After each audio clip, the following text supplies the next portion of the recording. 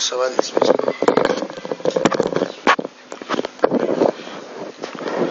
ایک سوال یہ آیا تھا کہ پہلے معلوم نہیں تھا تو شادی کے نئے نئے میں جو ہے ساس سسر کے پاواں چھوتے تھے. اب معلوم ہوا کہ جو ہے یہ جائز نہیں ہے تو اس سے ہم تو جو ہے اس میں پیچھے رہتے ہیں. لیکن وہ بات بڑے ابھی نہیں سمجھ رہے ہیں, ساس سسر سمجھ رہے نہیں ہیں, تو اس حالت میں کیسا جو ہے اس کو ہینڈل کیا جائے, ایسا ایک سوال آیا ہے.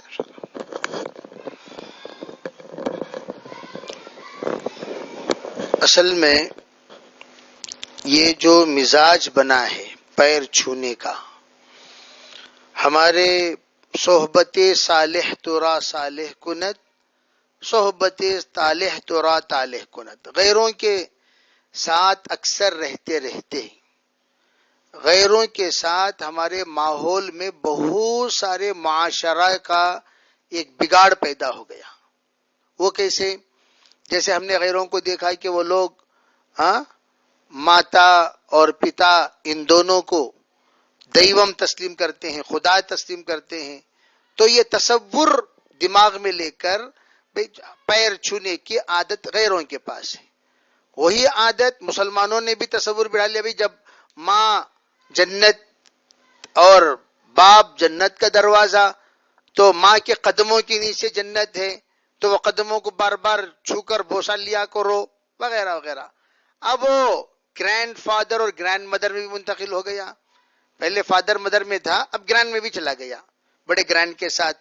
اب وہ عادت جو غیروں کی ہے بڑوں کے پیر چھونے کی, وہی عادت یہاں رسمی طور پر آ گیا.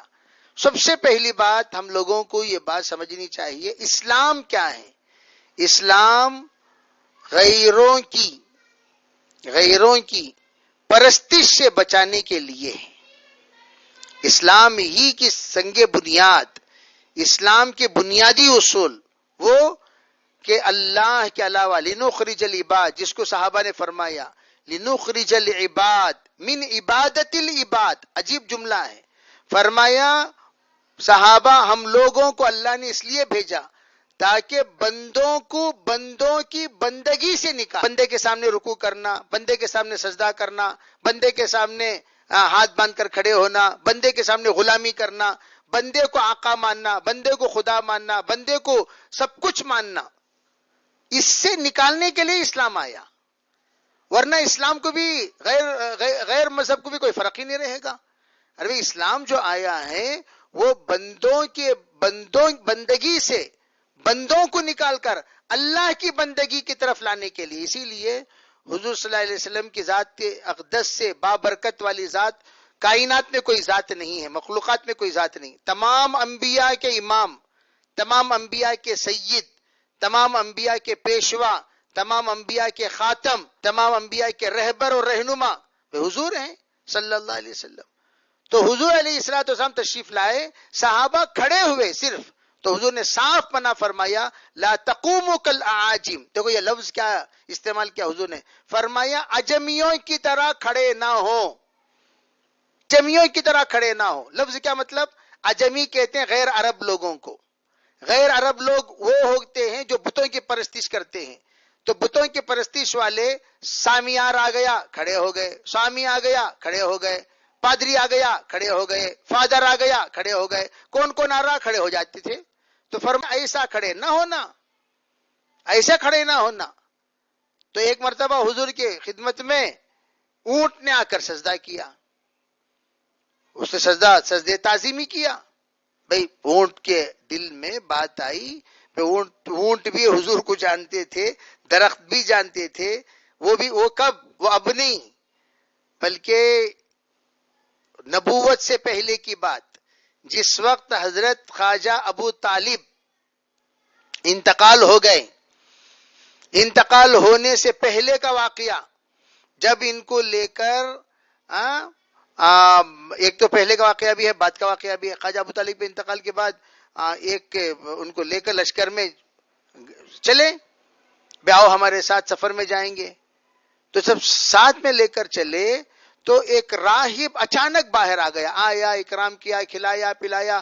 ہمیشہ وہ قافلوں سے لیتا تھا، کسی کو دیتا نہیں تھا، اس قافلے کو دیا.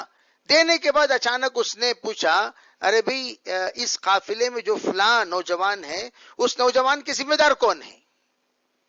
تو ذمہ دار کو بلایا گیا.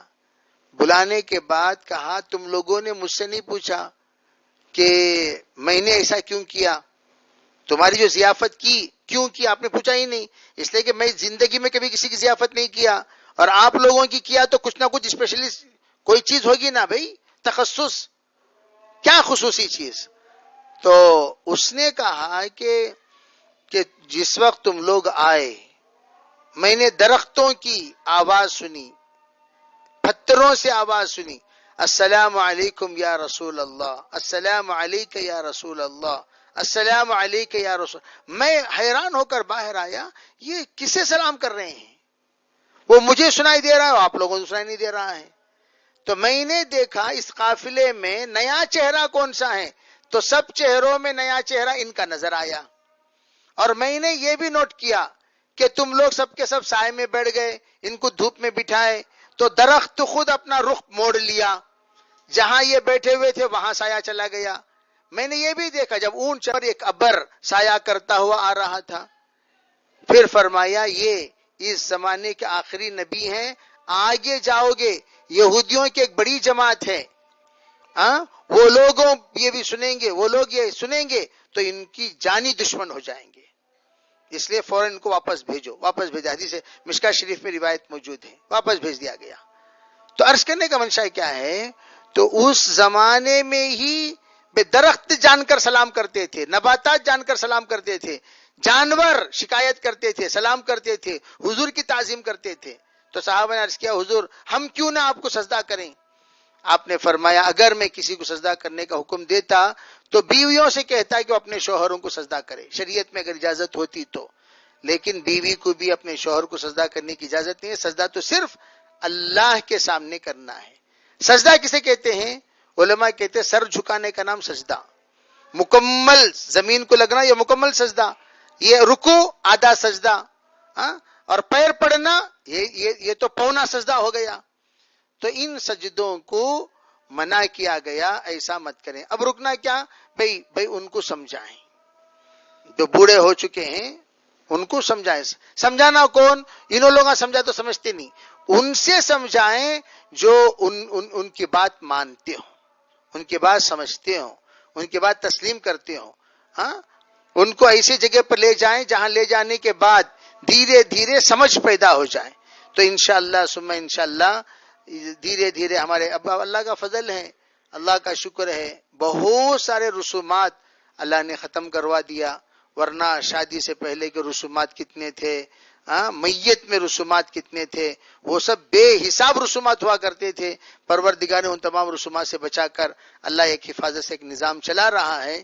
تو ہم لوگ انشاءاللہ ان کے حق میں دعا بھی کریں، گھر کے اندر تعلیم بھی کریں، گھر کے اندر حدیث بھی پڑھیں، اور جو لوگ ان کی بات، جن کی بات وہ لوگ سمجھ سکتے ہوں، سن سکتے ہوں، ان کے یہاں لے جائیں یا خود ان کو گھر پہ بلا لیں. دھیرے ایک مجلس، دو مجلس، تین مجلس کے بعد ان کو سمجھ میں آ جائے گا عزت کسے کہتے ہیں، ذلت کسے کہتے ہیں، عبادت کسے کہتے ہیں، ادب کسے کہتے ہیں. انشاءاللہ اگر ان کو سمجھ میں آ جائے گا تو وہ لوگ دھیرے دھیرے ان جیسے کہا نا، ایک ہوتا ہے سلام، ایک ہے سلام کا سلام چاہنا، ایک ہے سلام کرنا، ایک ہے سلام چاہنا. سلام چاہنا متکبر کی علامت، سلام کرنا متواضع کی علامت. اسی لیے ایک ہے ادب کرنا، ایک ہے ادب چاہنا. ادب کرنا تواضع، ادب چاہنا تکبر. اسی طرح بھئی ایک ہے دوسروں کا ادب کرنا، ایک ہے میری لوگ ادب کریں، یعنی مجھے میرا پیر چھوئے. بھئی بہت سارے کال توٹ کال وار نہ ورگل، پیر چھو کو پاواں گھسیٹو آدمیاں بہت سارے ہیں، پاواں چھو کو پاواں گھسیٹو آدمیاں بھی ہیں. تو یہ آ کر ایک ریا ہے، یہ ادب نہیں ہے، یہ اطاعت نہیں ہے، اس سے احتیاط کریں. جی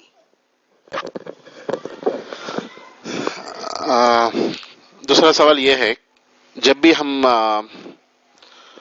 کسی کا انتقال کی خبر سنتے ہیں تو انا للہ و انا الیہ راجعون پڑھنے کے لیے بولتے ہیں. اس کے ساتھ ایک تینوں خل پڑھ لیں گے تو ان کے لیے ثواب بھی مل جائے گا. تو ایسا ہم بچوں کو بولنا چاہ رہے ہیں. تو یہ کہیں بدعت میں تو نہیں چلے جائے گا کہ اس میں ساتھ ایسا پڑھ لیں بول کے بولنے سے. تو بول کے سوال ہے انشاءاللہ.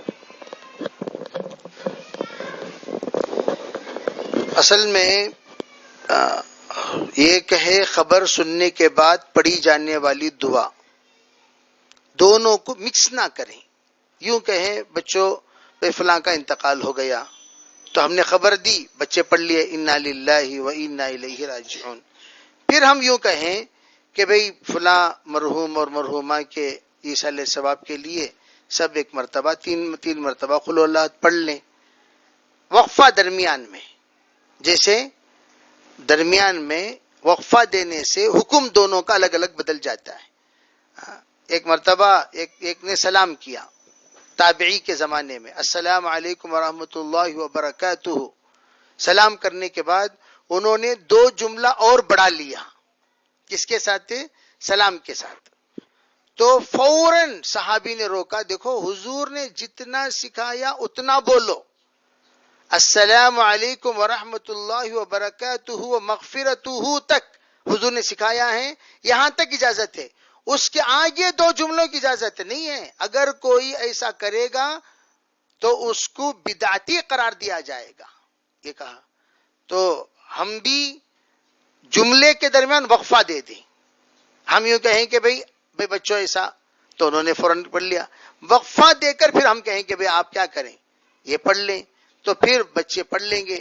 تو ایک طرف ایک سنت پر عمل ہو جائے گا, دوسری طرف دوسری سنت پر عمل ہو جائے گا. دونوں سنتوں پر عمل ہو جائے گا درمیان میں وقفہ دینے سے.